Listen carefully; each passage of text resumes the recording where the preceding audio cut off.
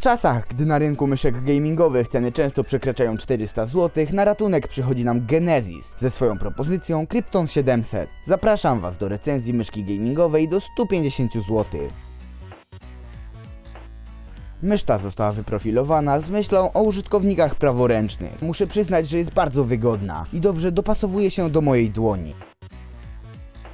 Dwa główne klawisze o żywotności 20 milionów kliknięć, jak i cała pokrywa myszki zostały wykonane z przyjemnego w dotyku plastiku, w którym zostało wyżłobione logo Genesis, umożliwiając podświetlenie. Tą samą diodą podświetlany jest subtelny pasek oddzielający grzbiet od pokrytego gumą spodu, który powinien zapewnić nam lepszy chwyt. Jednak samo podświetlenie jest niewidoczne w czasie rozgrywki, dzięki czemu nie rozprasza użytkownika, natomiast ładnie się prezentuje, gdy stanowisko jest puste.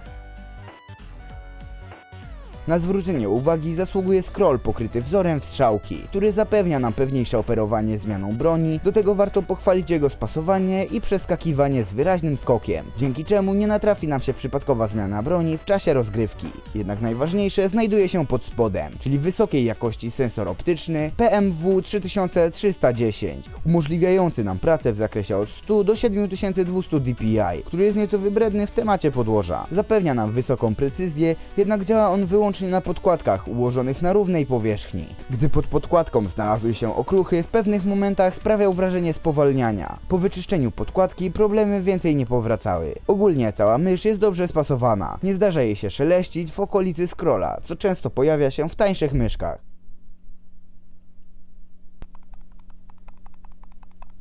Na korpusie znajdziemy łącznie 8 przycisków, które w pełni możemy zaprogramować przy użyciu dedykowanej aplikacji. Mysz posiada wbudowaną pamięć, dzięki której przy zmianie komputera nie będzie konieczne ponowne przeprogramowywanie jej funkcji. Jeśli chodzi o klawisze boczne lub te do zmiany DPI, to muszę przyznać, że operowanie nimi jest bardzo wygodne i ułatwia moją pracę. Natomiast przycisk wysunięty przy lewym klawiszu głównym jest wyjątkowo niepraktyczny w użytkowaniu i myślę, że powinien znaleźć się pod lub nad scrollem.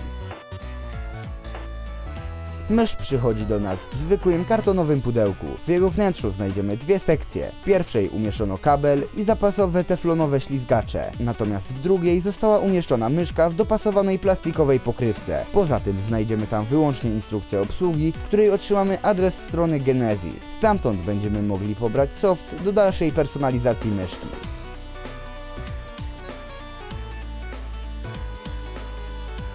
Producent w programie zawarł 5 profili, dzięki czemu będziemy mogli dopasować sobie odpowiednie skróty, kolorki i DPI w zależności od preferencji w różnych grach. Ustawienia personalizacji myszki znajdziemy w 3 kategoriach: przyciski, efekty oraz wydajność. Niestety, ale jedynym dostępnym językiem jest angielski. W pierwszej z zakładek otrzymujemy możliwość personalizacji klawiszy, gdzie funkcje każdego z 8 przycisków możemy ustawić pod nasze preferencje. Mysz ma zaprogramowane skróty multimedialne, parę skrótów klawiaturowych i inne ciekawe opcje. Tutaj polecam pogrzebać sobie samemu i dopasować ustawienia do własnych preferencji. W drugiej zakładce znajdziemy suwaki, m.in. ten odpowiadający za DPI. Wartym pochwalenia jest fakt, iż DPI możemy dobierać w zakresie od 100 do 7200 ze skokiem o dokładności 100, dzięki czemu możemy dokładniej spersonalizować swój sprzęt. DPI ustalamy na 5 przegrodach, a każda z nich oznacza wartość dla konkretnego ustawienia na przełącznikach umieszczonych na grzbiecie myszy, które o zmianie czułości poinformują nas zmianą koloru. Do tego znajdziemy tam suwak odpowiadający za częstotliwość raportowania i suwak akceleracji oraz czułości scrolla.